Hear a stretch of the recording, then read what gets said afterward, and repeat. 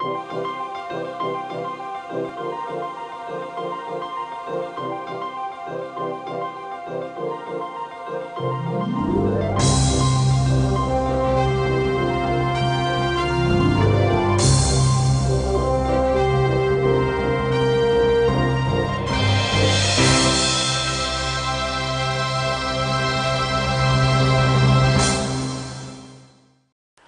evening and welcome to the rest of the news. Our special guest this evening is Phyllis Schlafly, and she's Skyped in from St. Louis. Is that right?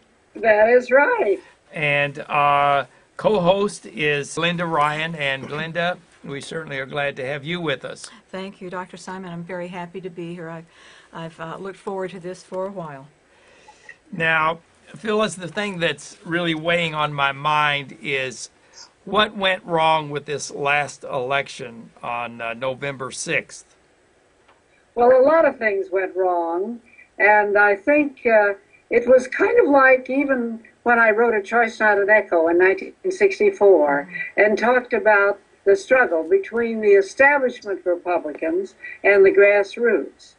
And the establishment Republicans selected our candidate and then tried to select the issues that he would talk about, and I think they just were out of touch with what the average American is interested in. So that's one thing. And then we can also talk about the vote fraud and the way that the Obama campaign was extremely skillful in getting out the vote. So there are a number of things we can talk about. Okay. There's another thing, and that is the number of people who did not vote.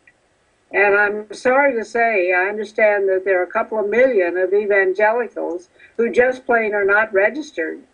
And they don't seem to realize that their religion, and especially Christianity, are under attack at the present time, yes. And they need to get busy and involved in the political process. Absolutely. Absolutely.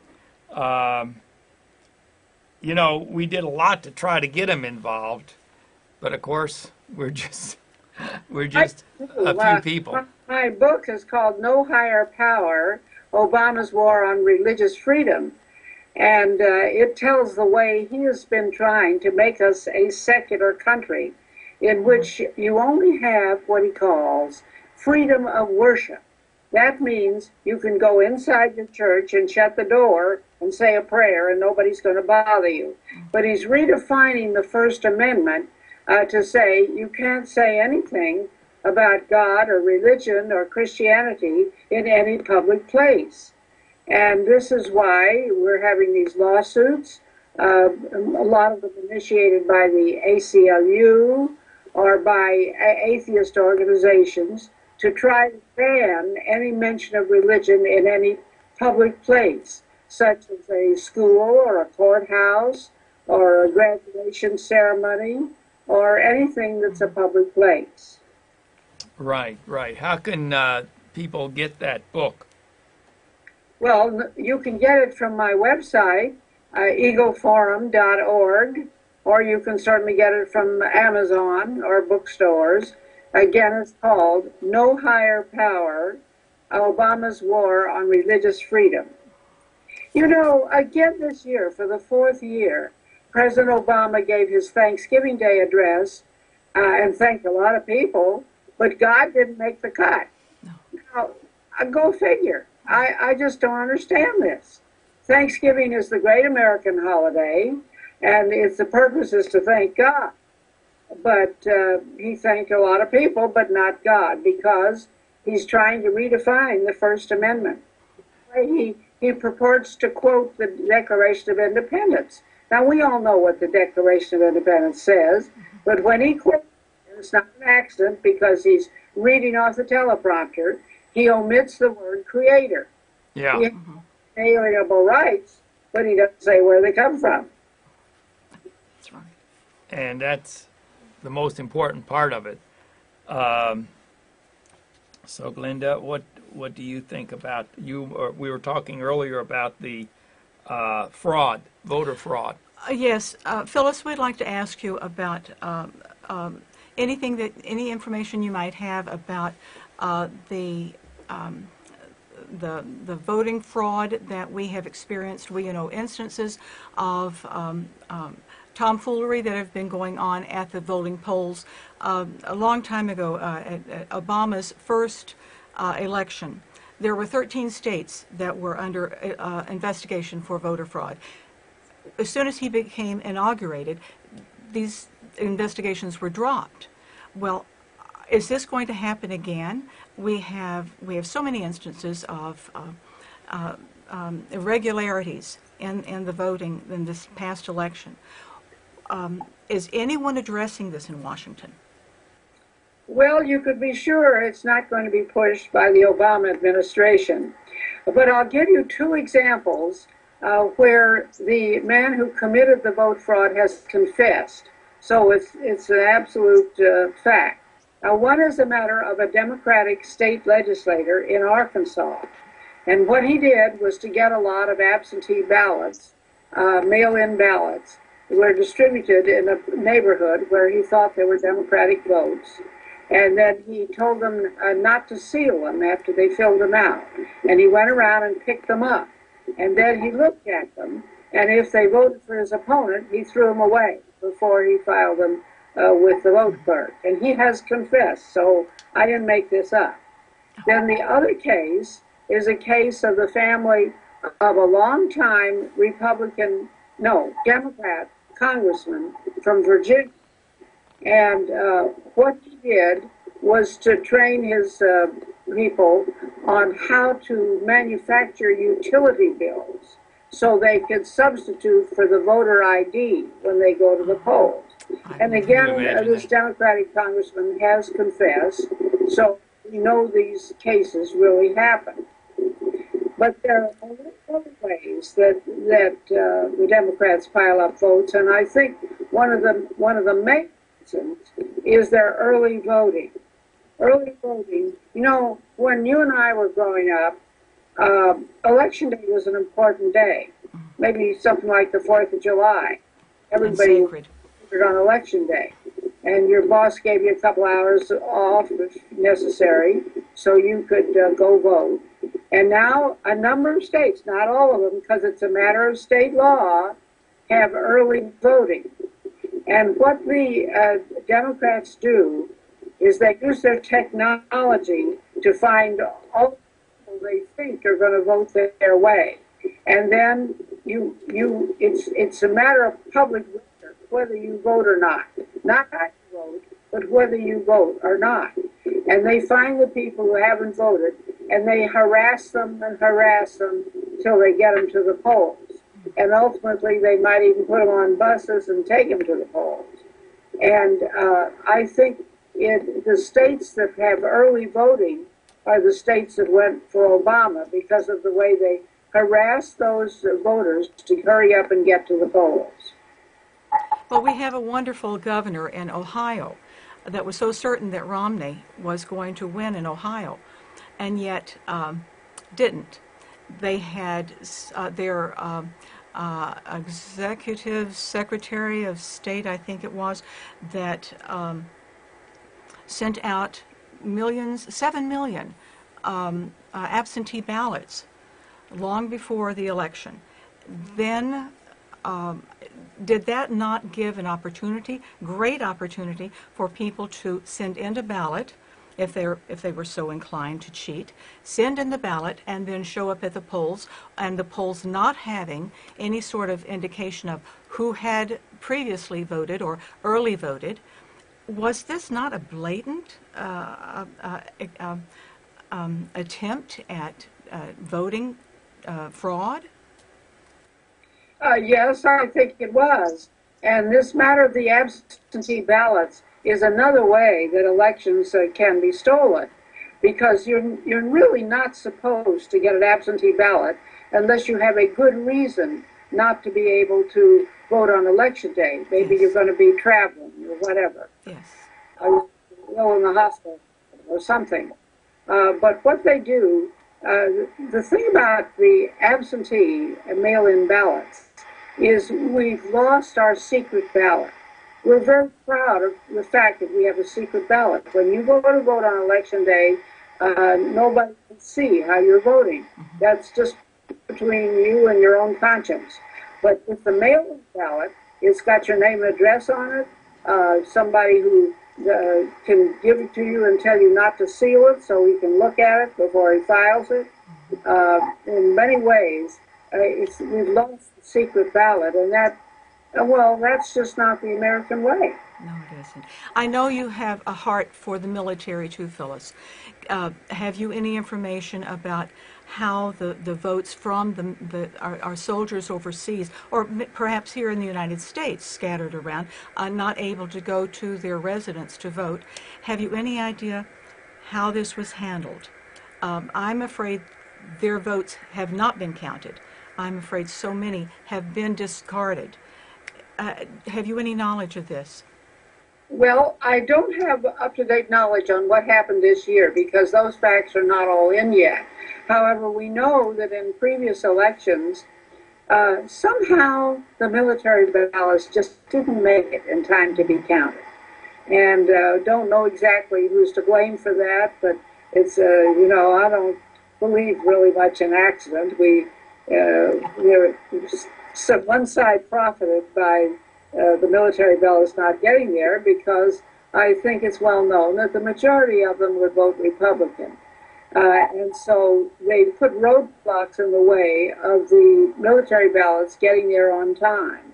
And I think our servicemen, especially if they're in some faraway place like Iraq or Afghanistan, are entitled to have their votes counted. And I don't believe they were properly counted.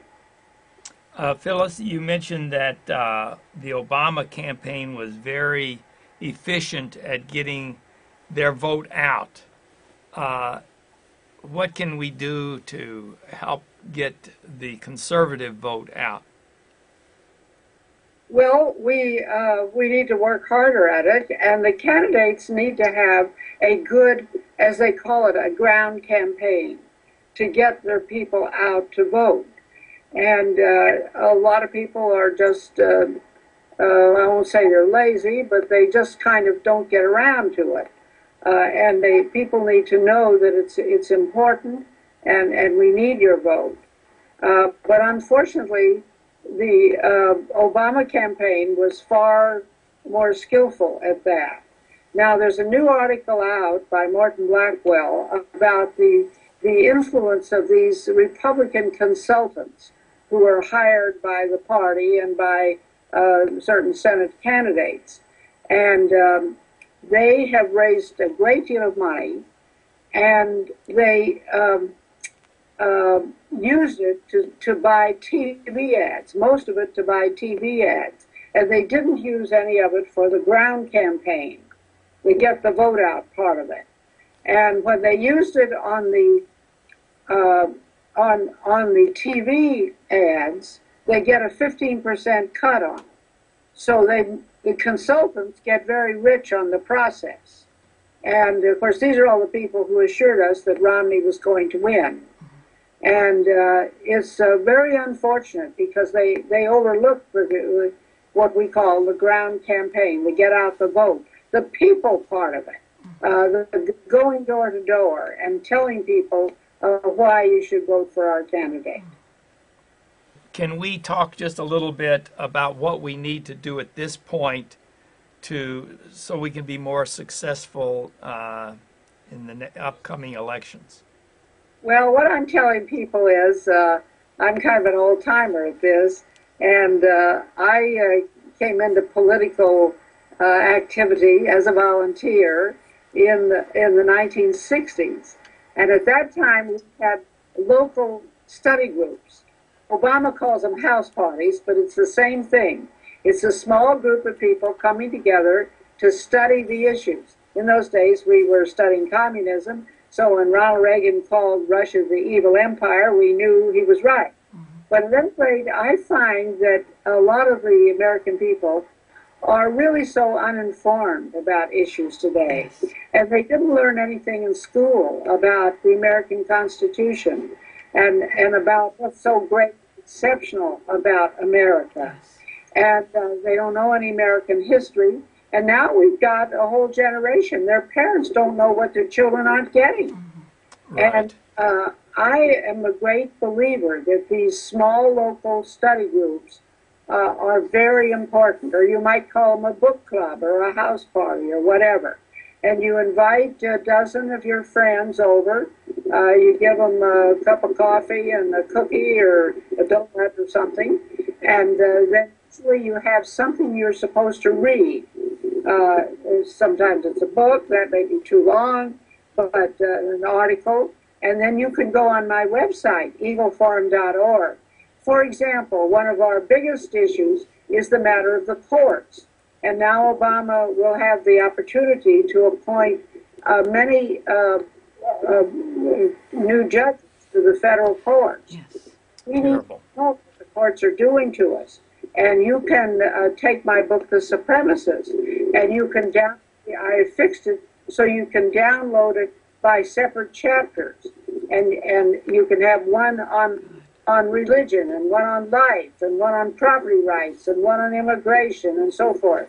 And you can put that on a very easy to read chapter, plus ideas for supplementary reading, and have a nice party and talk about the issues. So I hope that a lot of your listeners will do that, because that's the way to educate yourself and your neighbors.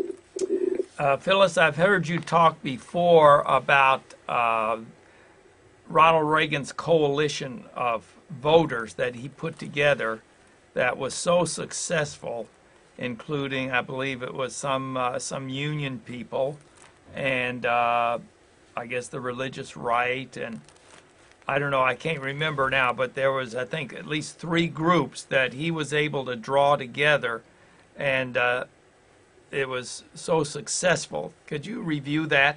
Well, yes. Ronald Reagan put together a coalition of the people who cared about the social issues, that is, pro-life and marriage, and the people who cared about the jobs issue, the economic issues, and the people who cared about national defense. Because, of course, in those years, we were facing the Soviet missile threat, and it was very successful. But an essential part of that was the people who cared about jobs. We're talking about the blue-collar men who had good jobs in those years. And the free traders have now just about ruined our economy by shipping millions of those good blue-collar jobs overseas, where they can get cheap labor and no regulations and all that sort of thing. And so we've lost them. And we've lost that group. And some of these so-called strategists who I mentioned earlier, who were hitting all the wrong buttons, have told us that we ought to go after the Hispanics by giving them amnesty. That's not the way to go. Reagan gave an amnesty, and that didn't increase his Hispanic vote one bit. That's not what they're interested in. Most of them are poor. They take entry-level jobs or manual labor jobs, and what they're interested in is jobs, and also the welfare, the handouts that you get when you're low income in this country. So the way to do it is to have a good economic policy that will rearrange our tax structure and our giving out of federal money so that it is for American jobs and for marriage and for the good things. Well, do you think we could get that coalition back together again now? Well, I do think so. I'm always an optimist. I think we can do it. But people have to understand the issues. That's why I recommend my website, eagleforum.org. I recommend these house parties or study clubs. I recommend my website, eagleforum.org. And I think we need the grassroots to really study what it is. And then for the evangelicals, they need to understand how Christianity is under attack today. It's there are people who just want to stop second graders from singing Christmas carols and stop a valedictorian from thanking God for getting her through her exams, and take down all the crosses. There's been a big war on these crosses that are erected to honor our veterans. And the Christians need to realize that this is not the country the Founding Fathers started. And we need to reclaim the right to express our respect for one nation under God in public. Yes. Phyllis, I have worried about the generation that we have. I've heard people talking today, all of the people who are analyzing the election and its outcome, how people voted. I understand from an educator's point of view that there has been a change in our entire culture through a psychology that is in the curriculum that we are now seeing the results unfold. Only one person have I heard mention this in all of the analyses that I've experienced on the radio and on television, and the one person hit on this, and I thought a light went on. Yes, indeed. There is a change in our psychology. It has come through a curriculum and through the media too. We have to reverse this. It has to be, we have to somehow teach patriotism, teach our history. You are an expert at this. You understand this better than most people do. Can you explain to us how it would be, and it's possible that we can take this? It's an overwhelming challenge to reverse the thinking, the socialism thinking that has been foisted on us. We need to get back to an American thought, American values. Our forefathers were so important, and yet the children are learning nothing. Can you speak on this? Give us your opinion of how this. I couldn't say it any better. And you notice it wasn't brought out as an issue during the campaign because we let the media decide what questions would be asked in the presidential debates, which I think was a mistake. They then framed the issues, and education didn't get out on the plate. But it's very important. And now Obama is trying to impose a national curriculum on all the public schools. And I don't know why anybody thinks that the bureaucrats in Washington are better able to teach our kids than their local teachers. But at any rate, that's the way it's going. And it's called Common Core Standards. And in fact, some of us are calling it Obama Core Standards. And they are trying to impose these, which really takes our real history off the books. They don't want to do it anymore. And so I think this is an area that people care about because they want their children to learn about America. Yes. And it's a very important issue. And it kind of went to be a non-issue during the George W. Bush years because he was pushing his own kind of some kind of national standards. But what Obama's pushing is even worse, and now is the time to stand up and stop it. Yes. This could be a good subject for the study groups. Yes, it certainly could. I hope it will be.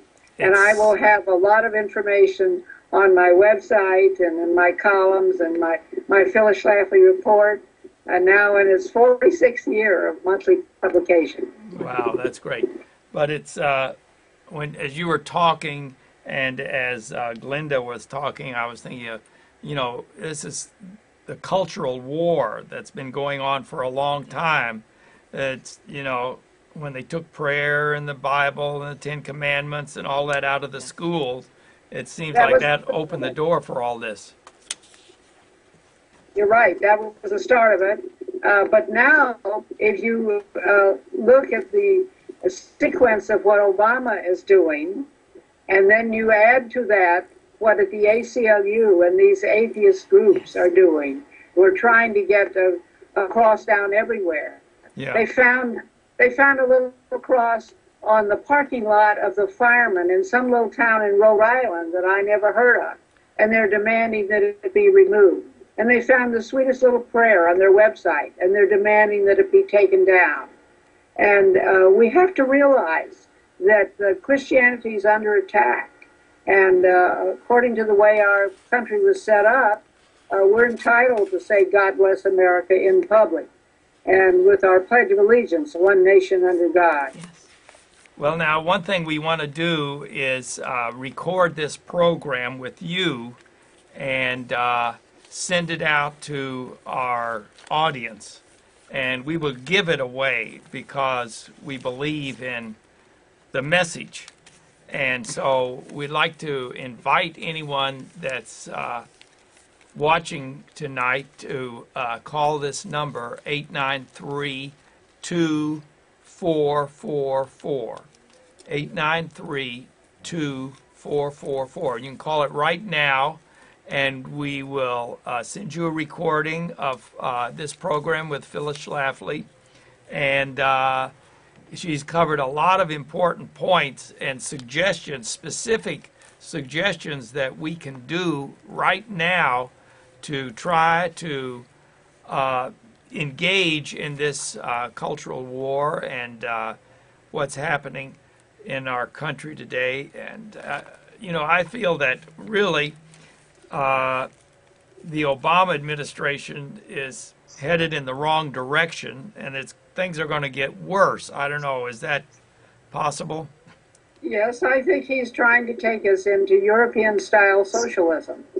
And more people are dependent on government for all or part of their living expenses, and they look to government to solve their problems instead of to themselves. I grew up during the Great Depression, and we didn't have any of these handouts, and we grew up to be the greatest generation. So let's have a little more independence and not think that the government can solve all of our problems. I want to, we're going to have to close, but we'd like to certainly thank Phyllis Schlafly and Glenda Ryan for being on the program. My pleasure. And if you call right now, we'll send you that DVD. We'll send you one of these bumper stickers. We'll send you one of these bumper stickers, and the whole package will be free. And we'll send you more than just one, and we'll get this message out. The number again is 893-2444. Thank you all again. We're running out of time, but Phyllis is a great encouragement, and she's been there for a long time. So God bless you, and tune in again next week for the rest of the news.